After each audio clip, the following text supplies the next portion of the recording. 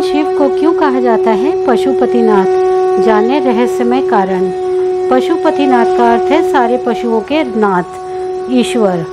पशु का यहाँ पर मतलब बिल्कुल नहीं कि वे केवल जानवरों के भगवान हैं। पशु का यहाँ अर्थ है सारे जीव, मनुष्य से लेकर हाथी तक, जीव जंतु से गाय बैल तक, सारे जीवों के स्वामी हैं भगवान शिव, परमात्मा हैं वे। इसलिए महादेव को पशुपतिनाथ कहा जाता है। भगवान शिव को कई नामों से पुकारा जाता है और शिव जी के कई अनेक रूप भी हैं। शिव जी को भोलेनाथ, शिव शंकर, महादेव के अलावा पशुपतिनाथ भी कहा जाता है। भगवान शिव ने कभी किसी पशु को नहीं पाला, लेकिन फिर भी इन्हें इस नाम से पुकारा जाता है। क्या आप जानते हैं कि भगवान शिव को पशुपतिनाथ कहा जाता है? क्यों भगवान शिव को पशुपतिनाथ कहा जाता है? यदि नहीं तो आइए आपको बताते हैं क्यों देवों के देव महादेव को पशुपतिनाथ कहा जाता है। दरअसल नेपाल में एक मंदिर है जिसे पशुपतिनाथ का मंदिर कहा जाता है। इस पशुपतिनाथ मंदिर में शिवलिंग विराजमान है। यहाँ विराजमान शिवलिंग के रूप को ज्ञान प्राप्ति के स्मारक के रूप में जाना जाता है, बनाया गया था, जो कि पशुपतिनाथ कहलाते हैं। सभी जानवरों की मिलीजुली अभिव्यक्ति पशुपत कहलाती है। विकासवाद के आधुनिक सिद्धांत के अनुसार हर व्यक्ति जानवरों की मिलीजुली अभिव्यक्ति है। इसलिए कहा जाता है कि हर व्यक्ति, हर मनुष्य पशुपत है। यदि हम जागरूक होना चाहें तो हम अपने पाशविक स्वभाव से ऊपर उठ सकते हैं, जो हमारे अंदर, हमारी यादों में व हमारे आसपास समाई हुई है। शिव पशुपत थे, इसके बाद उन्होंने इससे आगे बढ़ने की कोशिश की और फिर वो पशुपति बन गए। वह जानवरों की प्रकृति के स्वामी बन गए। वह जानवरों की स्वाभाविक बाध्यताओं से मुक्त हो गए।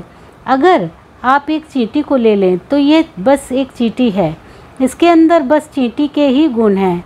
अगर आप सांप को लें तो वह एक सांप ही है बस। इसी तरह एक कुत्ता सिर्फ कुत्ता है, हाथी सिर्फ हाथी है, लेकिन आप में इन सबके गुण हैं। आप अपने पास बैठे व्यक्ति को चींटी की तरह काट सकते हैं और अगर आपको तेज़ गुस्सा आता है तो आप कुत्ते की तरह भी हो सकते हैं। अगर जहर की बात करें तो आप किसी सांप को पीछे छोड़ सकते हैं। आप ये सब बनने में सक्षम हैं।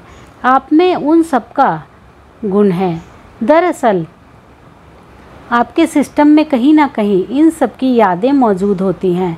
अगर आप सब सचेतन नहीं हैं तो बड़ी ही आसानी से इन चीज़ों में फंस जाएंगे।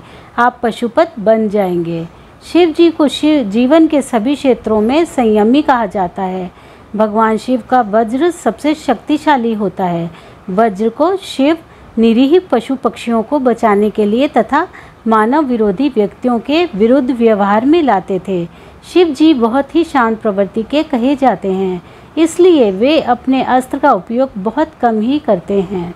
उन्होंने अच्छे लोगों के विरुद्ध अस्त्र का व्यवहार कभी नहीं किया। जब मनुष्य और जीव जंतु अपना दुख लेकर शिव के पास आए, शिव ने उन्हें आश्रय दिया और सतपथ पर चलने को परामर्श दिया।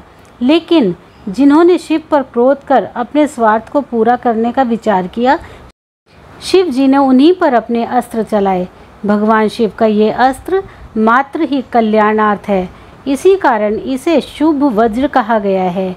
मनुष्य के समान पशुओं के प्रति भी शिव के हृदय में अगाध वात्सल्य था। इस कारण उन्हें पशुपतिनाथ नाम मिला, इसलिए उन्हें पशुपतिनाथ भी कहा जाता है।